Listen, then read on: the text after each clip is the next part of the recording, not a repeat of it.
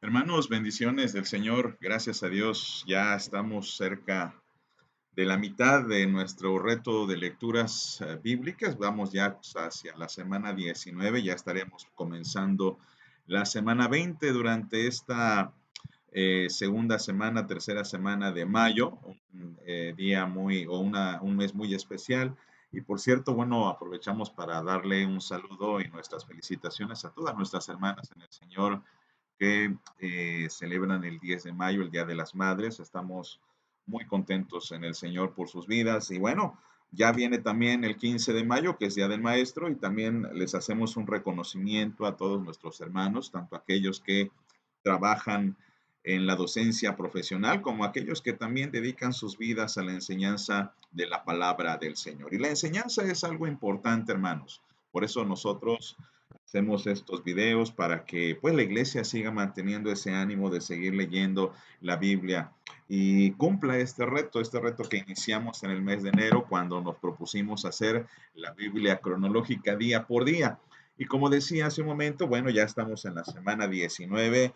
Continuamos con esta travesía espiritual, literaria de los textos de la monarquía, concentrándonos en el primero de los reyes importantes, porque bueno, Saúl, aunque fue el primero de esta línea cronológica, sin duda el más importante de todos, el primero de ellos es el rey David, y ya hemos analizado gran parte de su vida, hemos visto cuando David trató de meter el arca o sus comienzos, ¿verdad?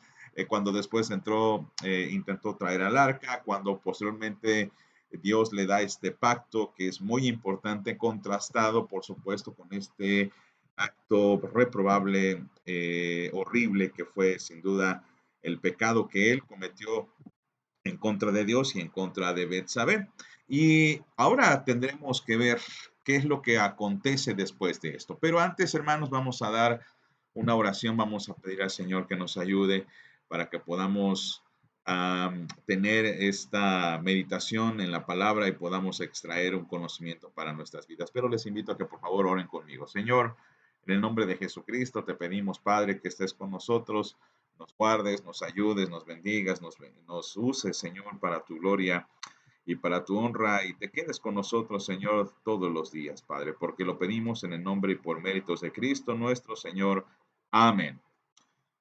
Amén, amén, amén. Bueno, hermanos, pues tristemente tenemos que avanzar en nuestra lectura. ¿Y por qué tristemente? Bueno, porque a partir de aquí hay un pequeño cambio que, bueno, como pequeño no se le describe así precisamente, pero es un gran cambio en la vida de David, es un cambio muy importante porque pues el texto bíblico no oculta lo que él hizo y tampoco va a ocultar lo que son las consecuencias del acto. David, sabemos nosotros por nuestras lecturas anteriores que cometió este pecado. Nosotros queremos llamarle apropiadamente un pecado de violación, debido a que en tiempos de David, bueno, la mujer no tenía, vamos, una permisidad de resistirse ante el rey. De todos modos, era el rey el que estaba mandando, era el rey el que preguntaba por ella. Y aunque ella estaba casada, bueno, pues ella entendía que el rey podía obtener lo que quisiera. Esa era la ley en el Antiguo Testamento y esa era la ley monárquica. El rey podía obtener lo que quisiera, no tenía que darle cuentas a nadie, al rey nadie lo podía acusar. Y por esta razón, bueno, el profeta Natán acude a David para denunciarle. David, como nosotros sabemos, pues actúa en consecuencia a esta denuncia. Primero se enoja creyendo que Natán está denunciando a una tercera persona, y cuando descubre que es él, bueno, David es cuando comienza a temblar. Y este acto, esta situación que es aberrante, que se acordará el último versículo del capítulo 13, cuando se nos describe el gran pecado de David, dice la Biblia que esto no agradó al Señor, esto no fue agradable ante los ojos de Dios, no fue algo que a Dios le haya gustado. El capítulo 11, perdón, el final del capítulo 11 dice la Biblia que Dios no aprobó lo que David hizo, Dios no aprobó lo que David hizo. Y entonces, a partir de ahora, vamos a ver una serie de eventos y de actos que tuvieron que ver con este pecado de David. Algunas personas probablemente podrán ver que lo que acontece después del pecado de David quizá no tenga relación, quizá no tenga una pertinencia a lo que David hizo. Después de todo, bueno, pues David actuó conforme a él le pareció, pues digamos, lo que se le antojó, y probablemente esto no tenía nada que ver con su reino. Pero vamos a darnos cuenta, hermanos, que esto desafortunadamente no pasó por alto ante los ojos de Dios. Y esto debe de darnos una gran lección, porque entendemos que el pecado de David le trajo consecuencias inmediatas. Por ejemplo, el bebé que estaba esperando Betsabé por causa de esta situación, dice la Biblia que nació muerto, murió, y esto pues hundió a David pues en una profunda tristeza. Pero a continuación también va a haber efectos a manera de mediano plazo. No se van a ver de inmediato, va pues a pasar un tiempo considerable. Vemos esto específicamente en en la relación y en el comportamiento de los hijos del mismo rey David, centrándonos en dos en particular. Por un lado tenemos a Amán y por el otro tenemos a Absalón. Amnán y Absalón. Y con Amnán la consecuencia que paga David por este pecado pues es de una forma a mediano plazo, pero a largo plazo podemos observar una consecuencia bastante triste porque su propio hijo se levanta en armas contra él. Y esto, pues quizá otra vez mucha gente estará diciendo, bueno, ¿esto qué tiene que ver con la actitud de David? ¿Qué esto qué tiene que ver? Y miren, cuando la Biblia nos dice algo, cuando la Biblia se ocupa en revelarnos algo, las palabras que usa la palabra de Dios no son ociosas. Siempre intentan mostrarnos algo. Esto me parece ya lo vimos en los primeros estudios de nuestra serie de la Biblia cronológica. No hay un pasaje, hermanos, en toda la Biblia, no hay una palabra en toda la Biblia que esté solamente porque sí. Dios quiere darnos a entender algo cuando nos narra estas historias. Y lo que nos quiere narrar el Señor a través de estas historias es que el pecado que David hizo puso al descubierto otras áreas débiles del rey.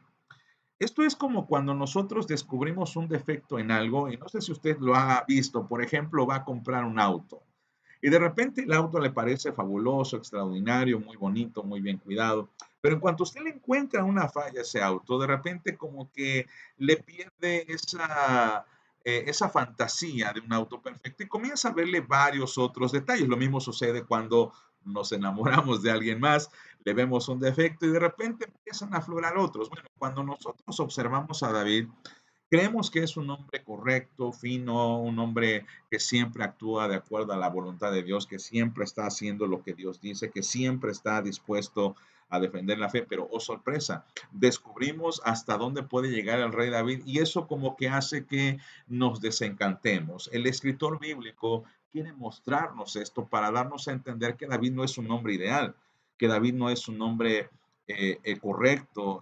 David no es un hombre intachable. David también tenía no solamente este pecado, sino otros, como el que se logra ver en especial con la relación que tiene con muchas mujeres, porque comenzamos a ver ya con mucha sospecha que David tiene muchas concubinas, tiene muchas esposas, no le basta una sola, no le basta que él tenga la atención de todas estas mujeres, ya lo hemos visto con Absalón, o digo, perdón, con Betsabé, en el que pues David tenía a sus esposas, pero él no quiso a ninguna de ellas, sino que mandó a traer a una mujer que pertenecía a otro hombre. Y por supuesto, vemos esto en la mala crianza que David tuvo con sus hijos. No podemos evitar, hermanos, decir que David no fue un buen papá. Esto, aunque a muchos nos duela o aunque no lo queramos reconocer, tenemos que verlo. La Biblia nos dice esto. Por ejemplo, en en una primera narración, una primera parte de esta gran narración que acontece después del pecado de David, vemos un acto reprobable. Una niña, una chica, una hija de David, virgen, es violada por otro de sus hijos llamado Amnón. Ya conocemos la treta, dice la Biblia que Amnón estaba muy enamorado de su hermana, él quería estar con ella, incluso en algún momento esta jovencita le dice, mira, si tú pides mi mano al rey, no se te va a negar. En aquellos tiempos tristemente, ¿verdad? Era permisible entre los reyes, me refiero paganos, que los hermanos se casaran entre sí, o medios hermanos se casaran entre sí, debido a que así era como mantenían el linaje, ¿no? Esto es muy extraño porque los teólogos discuten acerca de si esto era permisible o no en la monarquía israelita, como sea, puede ser algo a discutir, pero lo que nos llama la atención a nosotros es que Tamar quería hacer las cosas bien, pero Amnón no. Amnón la viola y desafortunadamente, hermanos, vemos con horror que no hay consecuencias. No hay ni siquiera un intento de David por consolar a su hija, ni tampoco hay un intento de David por reprender a su hijo. No pasa absolutamente nada. No acontece ninguna acción al respecto.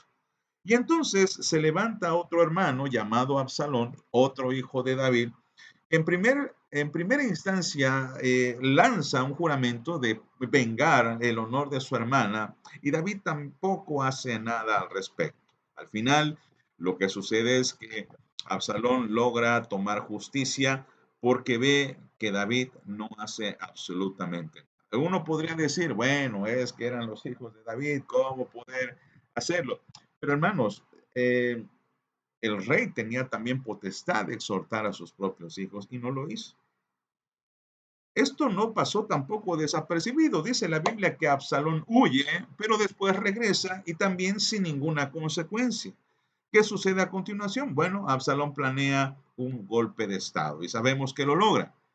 Hay gente de la corte que traiciona al rey David porque ve que Absalón ahora es el gran campeón, es el nuevo hombre que promete la gloria al reino de David, al reino de Israel. Muchos le traicionan y David tiene que huir. Y huir de una forma bastante vergonzosa, huir con mucha pena. Y Absalón logra tener este reino, logra usurpar el trono.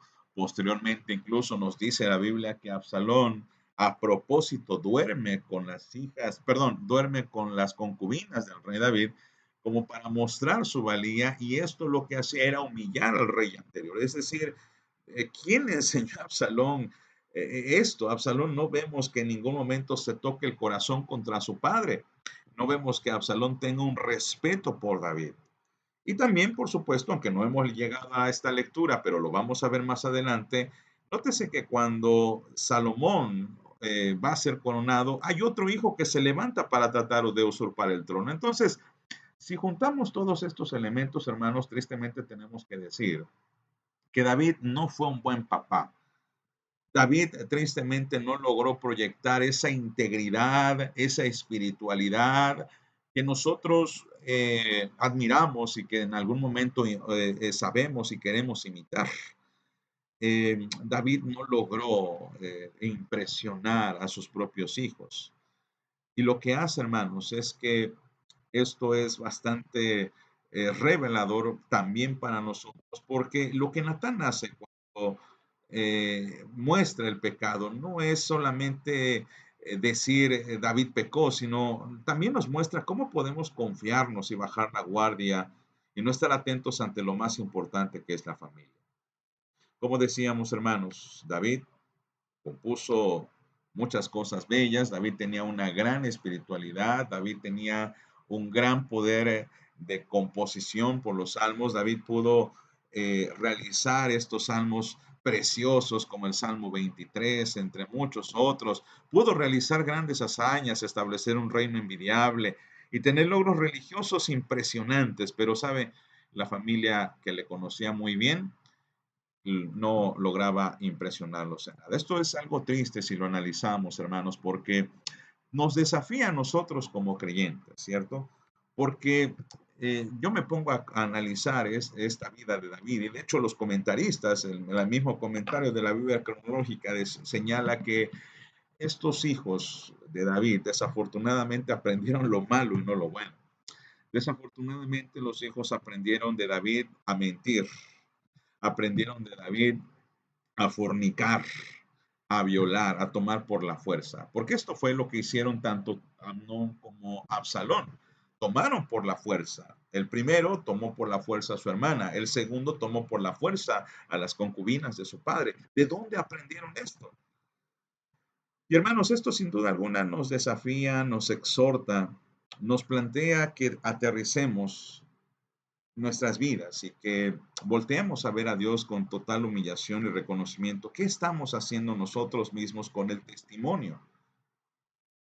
Nuestro principal testimonio y responsabilidad cristiana debe ser ante nuestra familia. Mire, nosotros podemos impresionar en la iglesia de que somos líderes, de que sabemos tantos himnos o tantos textos o tantos versículos. Podemos pararnos frente a un auditorio quizá y predicar la palabra de Dios o hacer buenas obras o ayudar a hermanos en necesidad. Pero sabe, a la familia no la podemos impresionar, porque la familia nos conoce, la esposa, los hijos nos conocen. Ellos saben cuando gritamos, ellos saben cuando estamos de mal humor, ellos saben la actitud que nosotros tomamos ante los problemas, las situaciones y circunstancias. Ellos conocen muy bien cuáles son nuestras debilidades y a ellos no logramos impresionarlos. Sin duda alguna, la historia de David nos ayuda a tener una gran humildad en nuestro testimonio. Y recuérdalo, hermano, si David pecó, ¿con qué dificultad nosotros podremos estar de pie?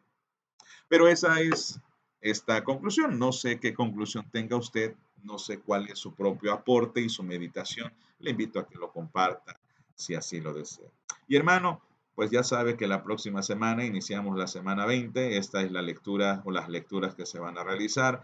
Anhelamos en el Señor que sigan adelante, que sigan leyendo, que sigan esforzándose en el Señor y sabemos que Dios les estará dando muchas bendiciones. Hermanos, que Dios les bendiga y nos vemos la próxima semana.